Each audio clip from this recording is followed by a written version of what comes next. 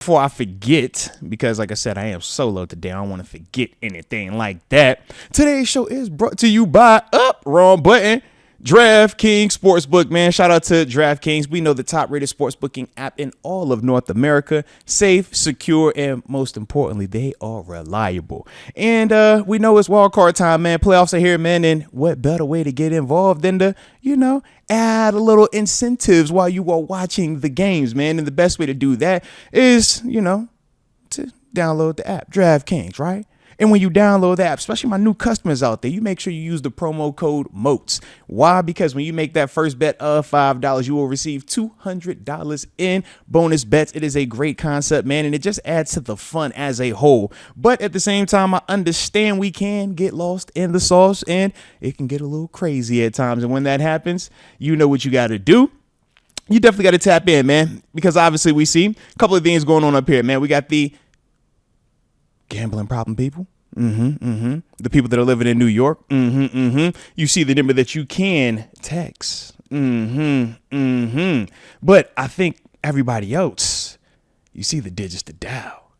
They are 1-800-GAMBLER. Shout out to the homie Hunter Gaming.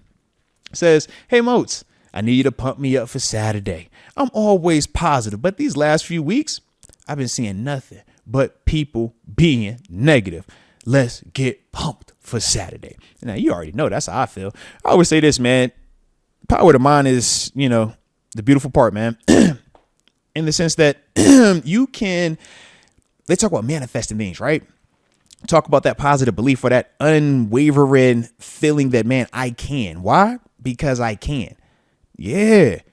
So when you talk about, Coach Thomas' mindset, my mindset, and a lot of times, man, I get, kind of put in the, yo, man, you're an apologist, or, you don't want to go against the team, you're a homer. It's not that I'm a homer. It's not that I'm an apologist. Trust me, man.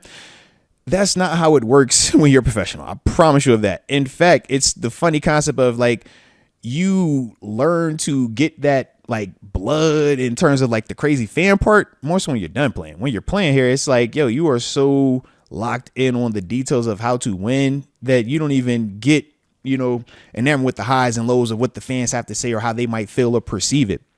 But now, since I've been retired for a little bit, I kind of get a chance to see both sides. To me, man, I think that it's a simple way to stay positive for this game, man. A simple way to stay hyped for this game. You're playing against a team you already beat this season. The pressure, when I think of pressure, I think of, man, being asked to do something that I'm not capable of doing. Now I got to figure out, how can I do this? Can I pull a rabbit out the hat? Is somebody going to save me? Beating the Baltimore Ravens, is that to y'all? Man, I don't feel them like that. Why? Because I've already seen us do it. Heck, we beat them without even scoring a touchdown. I remember the Wizard of Oz. I remember the Dan a lot. You can't beat this type of team without kicking field goals. So I've already seen that. So now I'm asking myself, if offense can just figure out a way to play better, just a little bit better. Okay, all right. So that's my first part of the positivity. But the next part is this, man. Shoot. Me specifically, I can't speak for the viewers. Can't, because y'all don't have the same experiences as I did. But when I was here, we won a lot. We had success in the postseason, and the guy that led me in the battle every week was Coach Tomlin.